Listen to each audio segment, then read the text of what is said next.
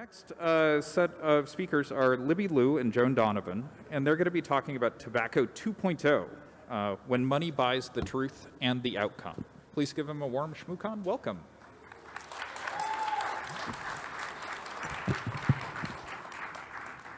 Hey everyone, we are so thrilled to be here with you. It's my second year in a row. Woohoo! My name's LibbyLiu, and I'm the CEO of Whistleblower Aid, a nonprofit that supports public interest whistleblowers, including some prominent ones from big tech, like Mudge and Frances Haugen. Today I'm here with my client, Dr. JoanDonovan, and we're here to talk about the intersection of big tech, academia, public interest research, and the malicious influence of money. For years now, I've been watching big tech deploy the big tobacco playbook, hiding the harms, creating false public narratives, and silencing independent research. I've seen nonprofits change their focus from how Instagram is promoting self-harm to how platforms are doing it after they receive a Facebook check. I've seen a big tech burying particular research findings that counter their public narratives like, it's not our fault, people are hateful. And even the inability of the US Congress to enact effective, desperately needed accountability legislation because, you know, campaign finance. So when facts threaten your bottom line, just use money and influence to drown them out. Boo, right? Boo. Joan, I'm so grateful to represent you and for your courage to publicly call out Facebook and the Harvard Kennedy School, boo, actions to shut you up and shut you down. For our audience, I'd like to ask you to briefly describe your field of work and to do a quick summary about what happened to you. Hey everybody, my name's Joan. You can find me on the internet as Boston Joan because I got that nickname when I moved to Montreal. And right now I'm a professor at Boston University, journalism professor. But my life's work over the last 15 years or so has been to look at and examine the internet, social media. I began researching 15M and the Indignados movement, moving on to Occupy, Standing Rock, basically looking at how movements for equity use social media to advance their causes. And then later I became much more interested in white supremacist use of social media, media manipulation, disinformation campaigns through my work looking at a very different subject, DNA ancestry testing. But what I noted in my research in 2015 about DNA ancestry testing is, wow, a lot of these white supremacists are using the same online tools and infrastructure that other movements use to launch their own campaigns. And of course, one of the biggest dupes of US media in 2016 and 2017 was mistaking the alt-right, quote unquote, for just a social movement using the web the way they want to. No problem with the content.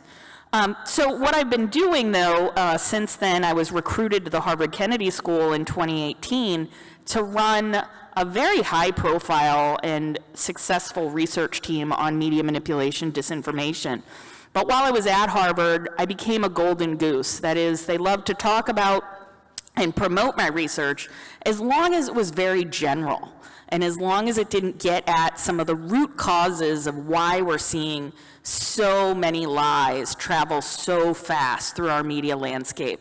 And when Whistleblower Aid, who I had no knowledge of at the beginning, launched Frances Haugen, I was very interested in looking at those internal Facebook documents. So I got myself a copy, legally. I gotta say that because my lawyers are here. But when I got these documents, it was October 2021. She was in the media daily, but I was looking at these documents to understand how these elites at these technology company at Facebook make decisions about content moderation. And what became really clear looking at the documents is that Facebook put profits over its own internal research. So you can imagine you're on a team and your job is to spot the problems. You're on civic integrity or trust and safety, and literally the Department of Human Rights abuses, right, at these companies. And you speak up, and no one in leadership listens to you. And that's what was in those Facebook documents. And my research was going to pivot to look more in-depthly at that. Unfortunately, I was doing this research at Harvard, which Facebook counts many executives as alumni and donors. So when it came to the attention of Facebook and my own dean, who's supposed to protect my academic freedom, that I had these documents and that I intended to publish them, I've spent the last 2 years dealing with essentially being choked out by the bureaucracy trying to shut me down and trying to make those papers and that internal research at Facebook hidden into essentially they fired me in August, but they're not going to tell you they fired me. Harvard's going to say that they let me stay on as an adjunct lecturer, part-time, no health insurance, no access to the millions of dollars that I raised in research money, and decimated my 40-person research team. So I took the L, right? I took the loss, and I moved on, and now I'm in a different position as a professor, because before I was a research director, but my feeling about how tech companies have come to influence not just our information landscape, that is how we speak to each other, or how the mainstream media comes up with stories and runs with them, but also now they want to control the research about platforms. And that's why we have to be very skeptical of Facebook's own interest in building infrastructure, Facebook's own interest in shaping news media or funding specific projects and not others. But, you know, to get back to the original question, I do research. So, I mean, obviously what happened to you sucks really badly. Why does it matter? I mean, I think it matters in terms of if the most powerful research university in the world cannot take a stand for academic freedom, what does it really mean for the truth, right? And I think that one of the things that we all hold in common as people who care a lot about technology is that we know within technology is the capacity to support large groups of people. Technology gives us the capacity to scale our ideas. It gives us the capacity to scale resources. But if that capacity is being undermined by the very companies that we need to depend on, and they're moving further and further away from just dealing with their own technology and are undermining the research about their technology, then I think we all suffer. In many ways, I see what especially Meta is doing as a kind of whole of society attack. Whereas they want to shape the information landscape, that is what kind of information you get about your city and your government, what kind of information you get about other countries, and how they receive information about people in the US or people in other countries. They really want to own the zone. And then they also want to own our most valued institutions, including academic research and journalism. And I think it's really important that we understand that. How many people here know that Facebook or Meta has shut down the news in Canada? Do people know that? Not many, a few.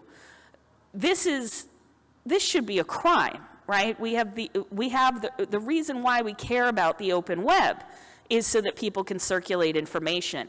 And Facebook or Meta is intentionally breaking links to reputable news organizations in order to shape what people know about not just their company, but also about how they might take action on the truth.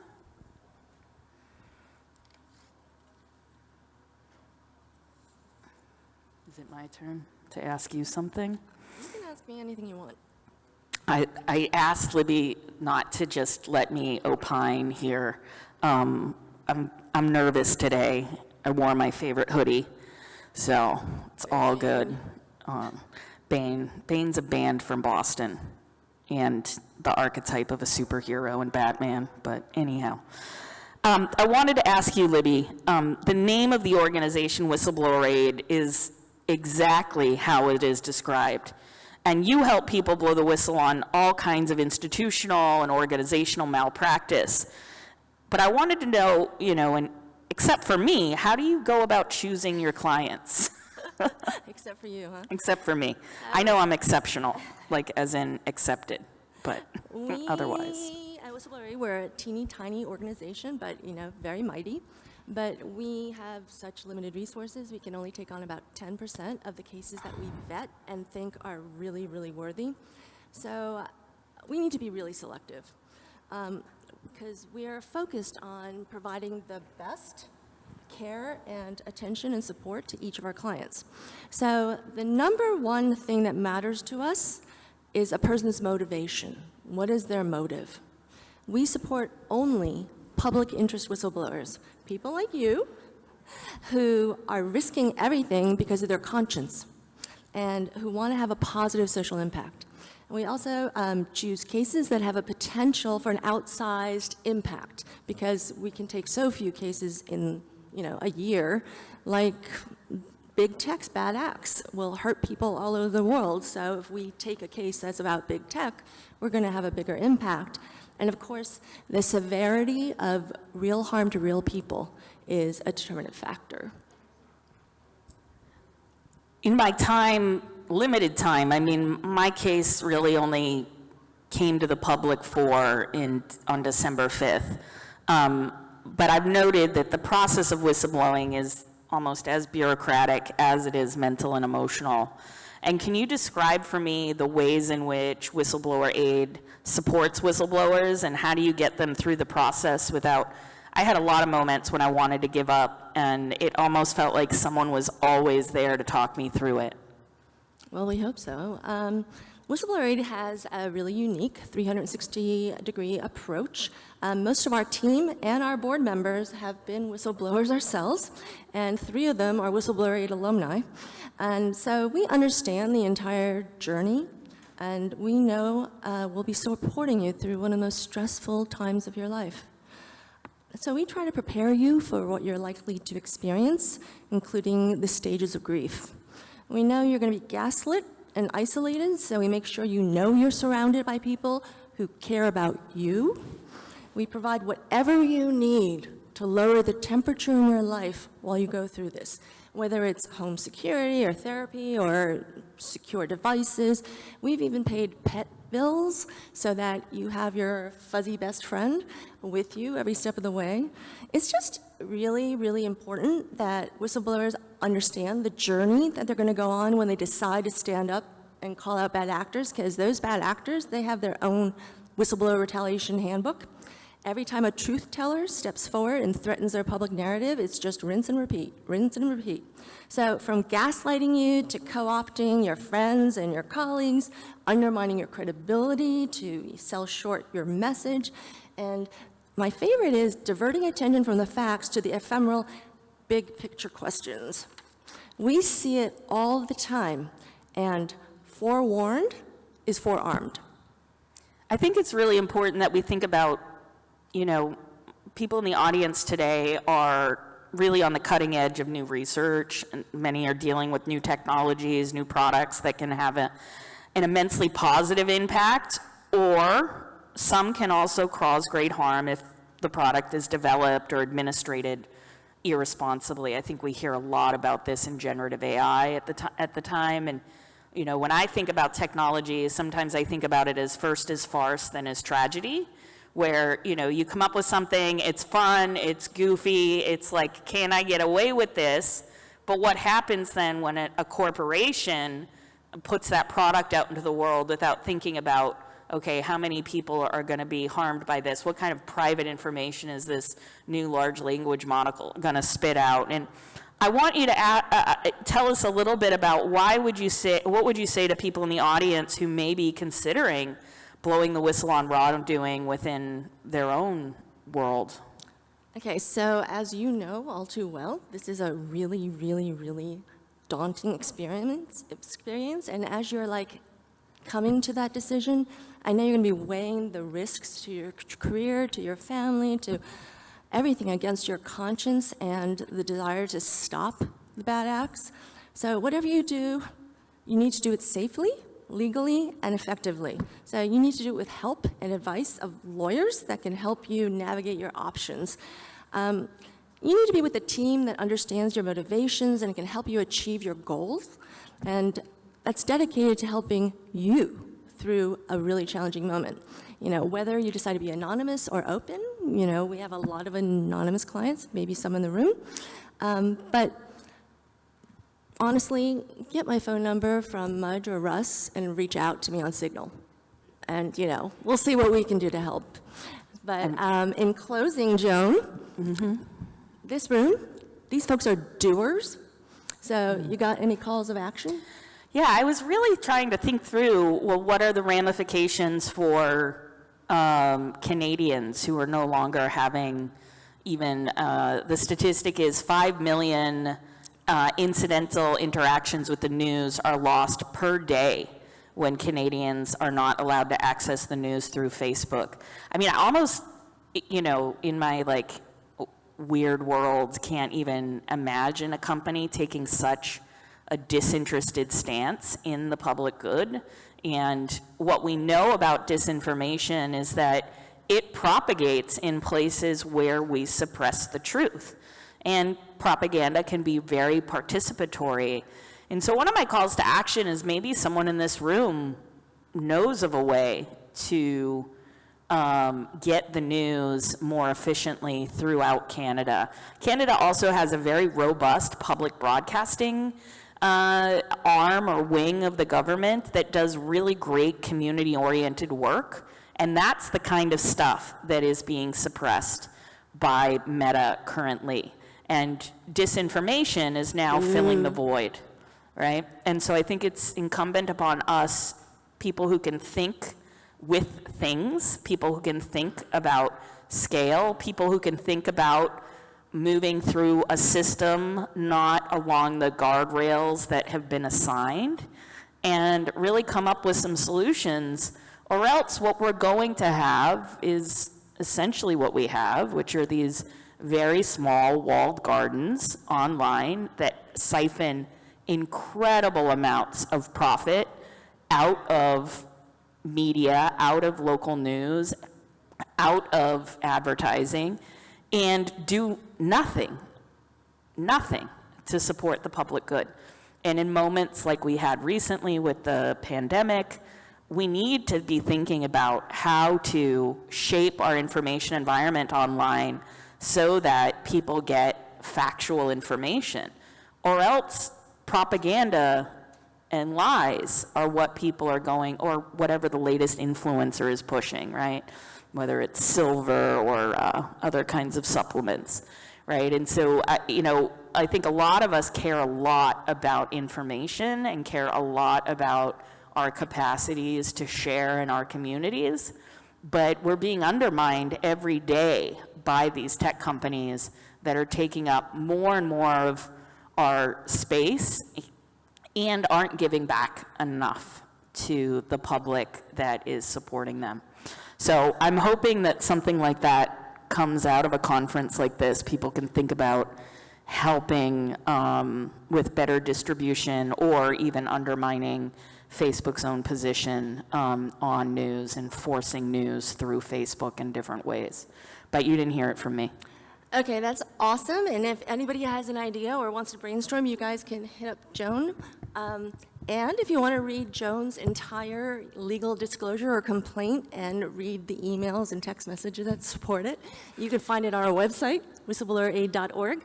But I think we have time for questions because we went really fast.